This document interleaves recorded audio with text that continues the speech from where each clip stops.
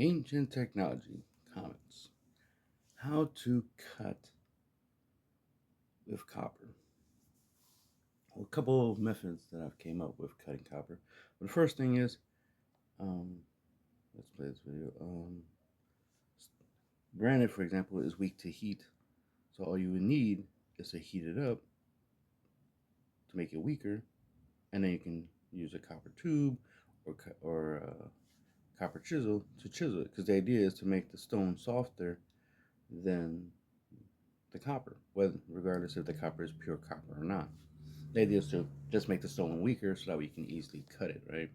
So that'll be one way of cutting with copper without sand or anything else. Just heat up the stone.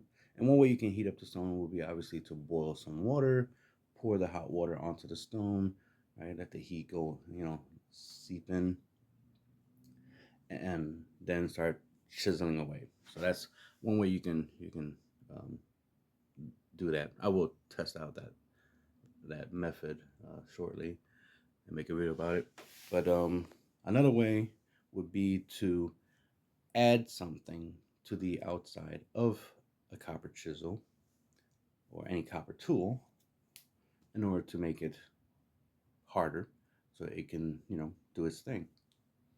For example, a lot of people like to use the idea of using water and sand to cut granite using the copper chisel or saw or tube to push the sand, right? But what you can do, especially since we want to talk about chisels specifically, what you want to do is you want to coat like the tip, dip the tip of the chisel into something like this, like glue material, like tar or um, what was called sap, tree sap, resin essentially, and then dip it into the sand, right, to get some sand on there. And sand has quartz, right? And then let it dry. And then now you have a quartz tipped or sand tipped copper chisel. So the copper will just be the hard, somewhat the hard part, right? The solid part. Let me just call it that way. The solid part of the chisel part, right? It's the part you're gonna use to hold, and basically it's the handle. So the copper chisel will be the handle, while the coating on the tip of, on the bottom part of the chisel would be, the sand. And with the resin, hopefully the resin is a little tough, right? A little hard. And then go from there. Another thing you could probably do is heat up, using like a Pharrell lens or something, right? Um, have the sun go through glass and heat up some stone and turn it into obsidian, right? And you'll want to dip the copper into that because you're trying to put some obsidian onto the tip of the copper, and then quickly dip it into the sand, or throw some sand on it real quick, while the obsidian is still, melted, still soft. And then now you have sand infused obsidian, right? And then you can go that route. You could probably just make an obsidian chisel, right? With some sand particles in there, right? Some sand, and then go that route. So there's a couple different things you can do. Another thing you can do is you can make like a little small. Because the idea is to attach something to the end of the chisel, right? So that way the end of the chisel is what's going to be doing the cutting. So you can glue a quartz crystal to the end of it, a piece of diamond you found, iron.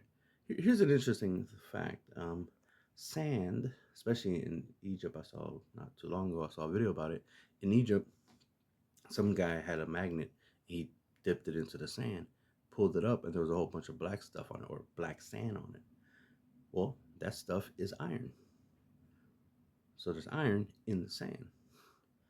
So and I already know for a fact Egypt does have iron, and there's videos about it from Land of Chem. He shows you the iron deposits in um, the Giza Plateau. So they definitely had access to iron. So iron definitely exists in Egypt, especially in ancient times. So they definitely could have found it and used it. How they used it is what differs, because a lot of people like to be like, oh, they didn't use it at all. That's why we don't have no iron tools. Ha ha, no iron tools. But who says they didn't use iron filings? Why they didn't use iron pieces, small pieces of iron, and just attach it with like some type of glue resin, right? Something they can attach it to their tools, you know, and then use it to, you know, do the work that they did. And then because iron does rust over time, it rusted away, and that's why we have trouble finding anything left over. That's why it's like you just gotta be creative and think outside the box. Think like, what could you do to get a certain outcome, but then because of time, right, it could disappear. Because you gotta assume that it did exist, but it no longer exists because time is a factor, right? Just like a lost ancient civilization. Yeah, it's possible that people in the past were as advanced as we are. Like they had cars. They figured out how to make a car, like how to make a steam engine and use it to make a car, right? Because a car is not a complicated concept to create. Anybody could figure that out, but then the civilization is lost, right? That's the point. It's like they did have stuff at one point, but then it's gone. You know, they could have figured out how to make a bike out of wood, but wood doesn't last that long, right? Wood would have eventually rotten away because it's biodegradable. So a lot of their ancient technologies, a lot of the stuff they did in the past, would have biodegraded, which is why it's hard for us to find anything because it doesn't exist anymore. But not that it never existed; it just doesn't exist. We're looking to see if we get lucky and find some stuff that did survive. It's more about finding stuff to survive the ravages of time than you know complaining about, oh, they didn't have this, they didn't have that. No, we're assuming they didn't because we haven't found any evidence of it specifically, but we can find indirect stuff.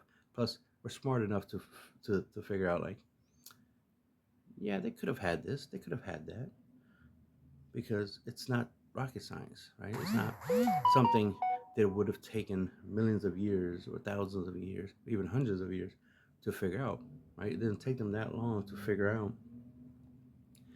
you know, that something round can roll, and then use that like, oh, ball bearings, right? These round balls or stones, we put a whole bunch of them together. We could put a big flat slab stone on top of it. Now this flat stone can move around, can be pushed easily. Oh, now we can put a whole bunch of stuff on it and push it around. So now we have a way to move big stones and, slip and slide in ancient times.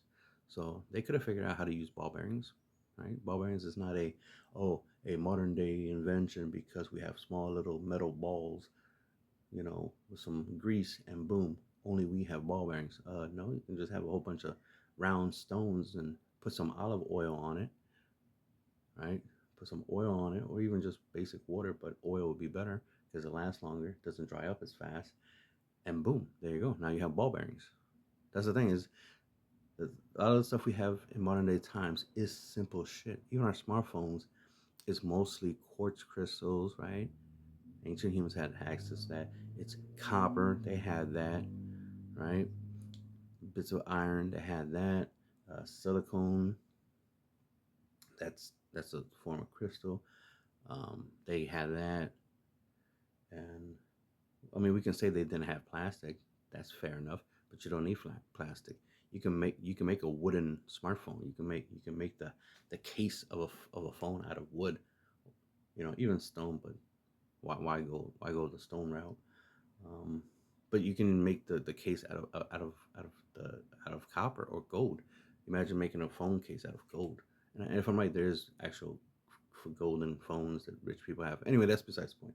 Point is, it's not impossible for ancient humans to have a lot of what we currently have because we learned from the past the stuff we know, which is why we're able to do what we do. We do what we do because we learn from the past. Past humans figured shit out and we copy it.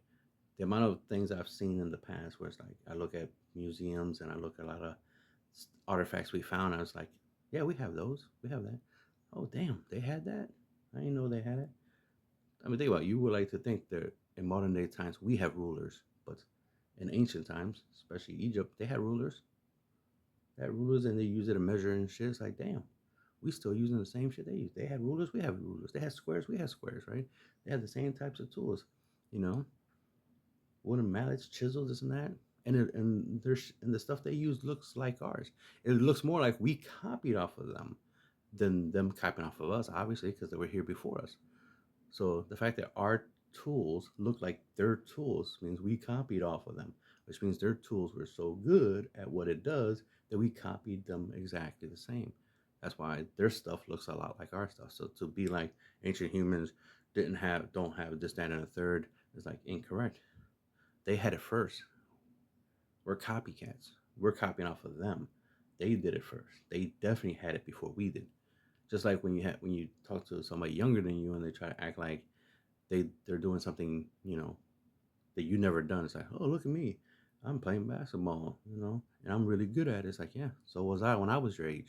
You're not doing anything I didn't do at that age. And that's the thing. People look at the past as if the past are full of babies and toddlers. It's like, no, it's all full of a bunch of grown ass men and women who are highly intelligent and capable of doing shit, and they did do the shit, and they did it before we were even born to do the shit.